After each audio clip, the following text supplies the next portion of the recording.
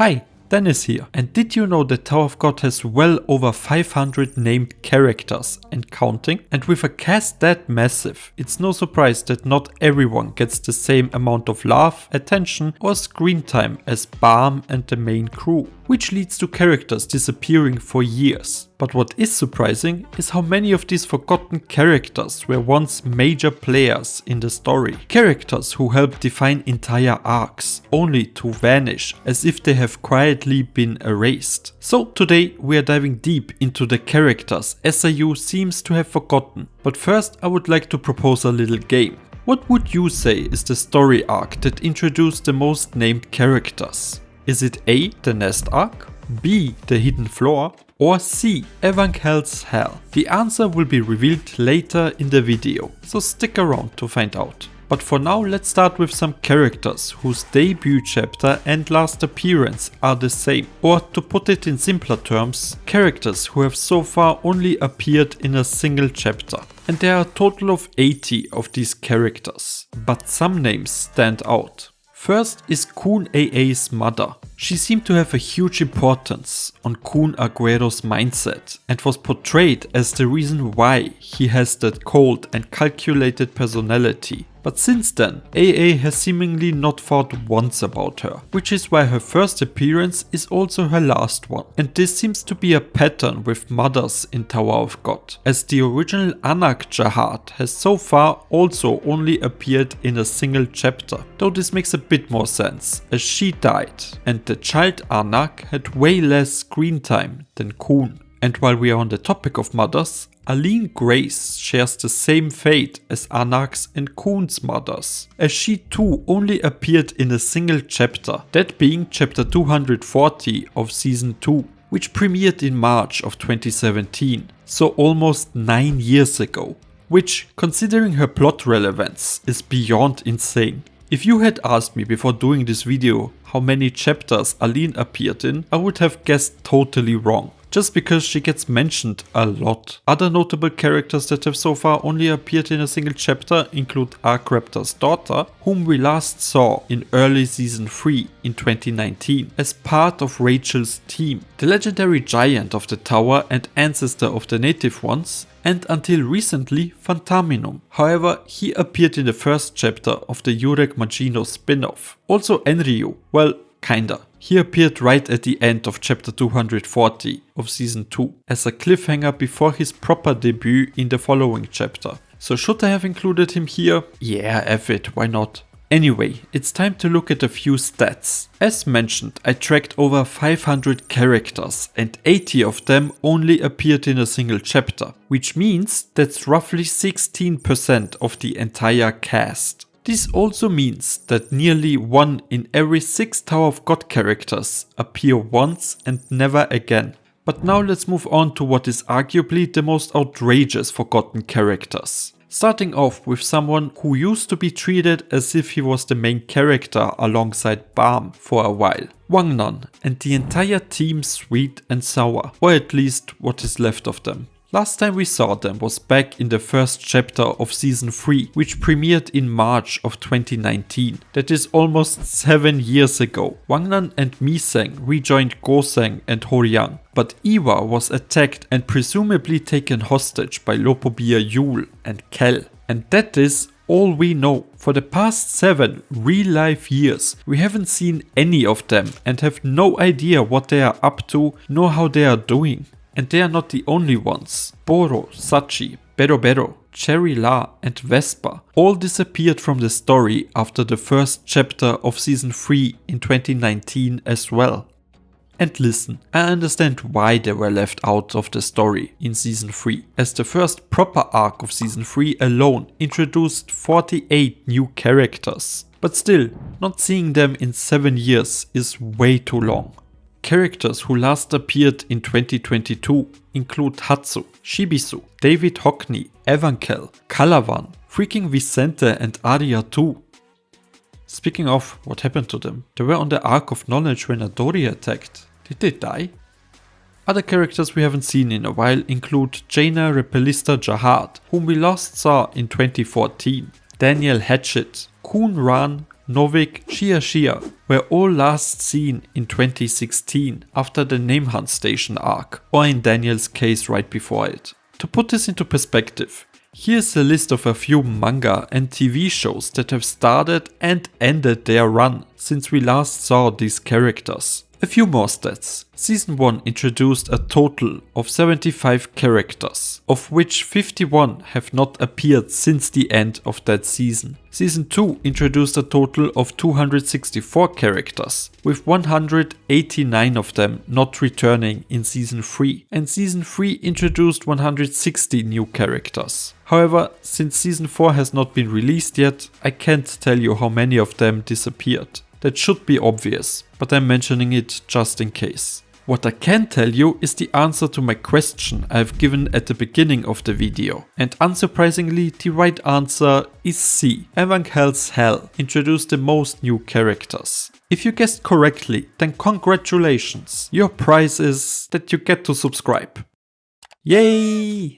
With 68 characters making their debut in Evangel's Hell, it's the arc with the most introduced characters. And that is not really surprising, as that was the first real arc of the series, which introduced us to the world, characters and rules. Out of these 68 characters, a whopping 32 have not appeared after the arc's conclusion. And if you're interested, here is a list of every story arc and how many characters debut in it and have not appeared since their debut arc.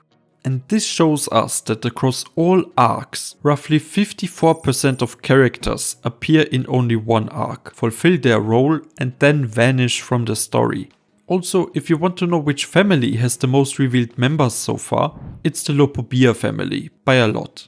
Though there are two more families that actually stick out, the Hendolok family and the Tuperi family, as the family head Tuperi Perrier is so far the only confirmed member of this family. So yeah, the Lopobia family has the most revealed members, which is unsurprising as Season 3 heavily focused on them. However, according to an old blog post, Hendolok Blood Matter is the family head with the most children. We just have not seen any of them, apart from that one guy who got his ass handed to him by Baam. Anyway, let's take a look at the overall season stats. A few minutes ago I mentioned how many characters appeared in which season, but now let's zoom out and talk about the big picture, because these season-wide numbers might be the most revealing part of the entire video. At first glance they just look like raw data, but once you break them down per chapter, you start to see very clear patterns in how Tower of God has evolved, and more importantly, what the future brings. Maybe. Season 1 introduced 75 characters in just 79 chapters. That's almost one new named character per chapter. And that number is deceptively high, because Season 1 is also the shortest and most tightly written part of Tower of God.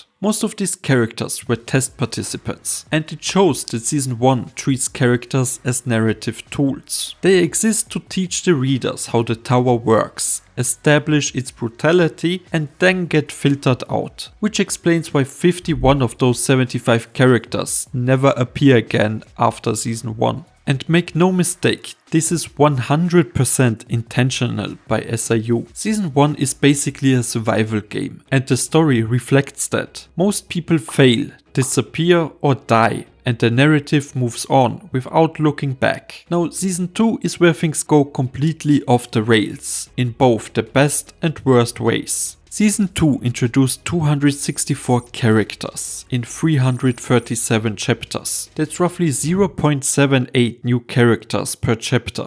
So technically speaking, Season 2 introduced fewer characters per chapter than Season 1. But here's the key difference. Season 2 is longer than Season 1 and 3 combined. Season 2 is where Tower of God stops being a survival test and starts becoming a political war story. But this is also where the character backlog problems begin. Out of those 264 characters introduced in Season 2, 189 did not return in Season 3. That's over 70% of Season 2's cast that have either completed their narrative role, were left behind, or were quietly written out to make room for bigger characters. Season 2 lays the groundwork for dozens of characters and storylines that the series simply can't pay off yet, and many of them are still waiting. Season 3 introduces 160 new characters in 235 chapters. That's around 0.68 new characters per chapter. This is the lowest character introduction rate of all 3 seasons. And yet, Season 3 is the season that, at least to me, feels the most overcrowded.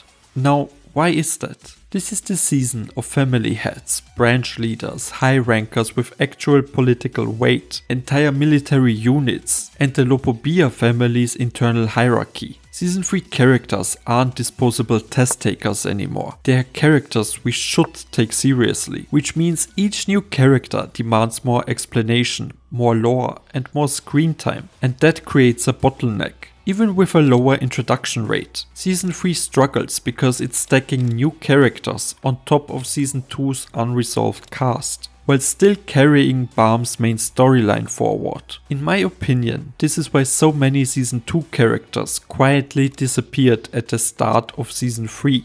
The story simply didn't have the space anymore, so SAU made the conscious decision to leave them out of the story instead of coming up with convoluted ways to keep them relevant. Let's put all 3 seasons side by side. Season 1 introduced roughly 1 character per chapter. Season 2 0.78 characters per chapter, and Season 3 0.68 characters per chapter. So SAU is introducing fewer characters over time. But what does this mean for Season 4? If Season 4 continues this trend, one of 2 things has to happen. Either 1, a massive amount of characters get their resolution in Season 4, meaning long missing characters finally return and storylines get closed instead of expanded on. Or 2, even more aggressive trimming, which would mean the side casts vanish permanently. The story narrows down to just Baam, the family heads, and Jahad. Because at the current scale, Tower of God can't afford to keep adding characters without first removing some. And the reason so many characters feel forgotten isn't just negligence, it's a side effect of Tower of God becoming too big. I've said it before and I will say it again. Tower of God needs to return to the act of climbing the tower again, otherwise a huge portion of its cast will remain irrelevant. Or worse, the story has to suffer for them to stay relevant if we continue to fight high rankers. And that is also why we haven't seen characters like Wangnan and Ran in a while. It's to protect them from either being reduced to joke characters or to avoid having to give them some absurd power-ups like Kuhn's dumb fish. But if there's one thing you should take away from this video, it's this. SAU understands his story better than anyone else. I genuinely believe he knows exactly what he is doing. So if your favorite character hasn't appeared in years, they are not gone. They are just waiting for the right moment to be reintroduced to the story. And with that, I want to say thank you for watching all the way to the end. If you enjoyed this video, then leave a like and comment with your favorite forgotten Tower of God character. I am Dennis and I hope to see you again. Bye!